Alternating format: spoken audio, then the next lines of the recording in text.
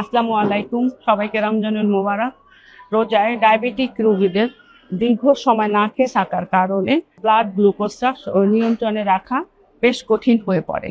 তবে সঠিক খাদ্য পরিকল্পনার মাধ্যমে একজন ডায়াবেটিক পেশেন্টও পারে সুস্থভাবে রোজা সম্পূর্ণ করতে। সেক্ষেত্রে আমাদের করণীয় কি? ইফতারে আমরা একজন ডায়াবেটিক পেশেন্টের জন্য 2 থেকে 3টা খেজুর দিতে পারি এবং ইফতারটা শুরু করবে পানি দিয়ে। তারপর খাবারের ইফতারের সাথে যেগুলো থাকবে তার মধ্যে ছোলা রাখতে পারেন, তবে অবশ্যই সেটা বয়েল ছোলা হতে হবে, লেস স্পাইসি এবং লেস অয়েল দিয়ে তৈরি করা। এটা সাথে অ্যাড করতে পারে কিছু সালাদ, সাথে দিতে পারে দই চিড়া। এটা হয়ে যাবে তার ইফতার। তারপরে রাতের খাবারে আমরা কি দিতে পারি? যদি ভাত খায় ওটা ভাতের সাথে অবশ্যই মিক্স ভেজিটেবল এবং শাক থাকতে হবে, সাথে থাকতে হবে পাতলা ঝোল তরকারি, মাছ অথবা মাংসের ঝোল।